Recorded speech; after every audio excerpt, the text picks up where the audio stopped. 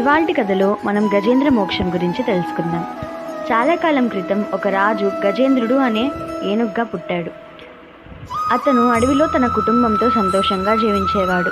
ఒకరోజు అతను కమల పువ్వులతో నిండిన సరస్సుకు వెళ్తాడు. సడన్గా ఒక మొసలి అతని కాలుని పట్టుకుంది. గజేంద్రుడు బయటపడేందుకు చాలా ప్రయత్నించాడు, కానీ క్రమంగా గజేంద్రుడు బలహీనంగా మారిపోయాడు. తన వల్ల కాదని తెలుసుకొని దేవుణ్ణి ప్రార్థించాడు. తన తొండంతో ఒక కమల పువ్వును తీసుకున్నాడు. ఆ పువ్వును విష్ణుమూర్తికి సమర్పించాడు. దేవుడా, నన్ను కాపాడండి అని భక్తితో ప్రార్థించాడు. గజేంద్రుడి ప్రార్థనను విష్ణుమూర్తి విన్నాడు. వెంటనే గరుత్మంతుడిపై వచ్చాడు. సుదర్శన చక్రంతో ముసలిని చంపాడు. గజేంద్రుడు విముక్తి పొందాడు. ముసలి కూడా శాపం నుండి విముక్తి పొందింది. విష్ణుమూర్తి ఇద్దరికీ మోక్షం ఇచ్చాడు. గజేంద్రుడు భక్తి శక్తిని అర్థం చేసుకున్నాడు. కష్ట సమయాల్లో దేవుణ్ణి గుర్తు చేసుకోవాలి. నిజమైన భక్తి ఉంటే దేవుడు తప్పకుండా కాపాడతాడు. భక్తి మనకు విముక్తి ఇస్తుంది.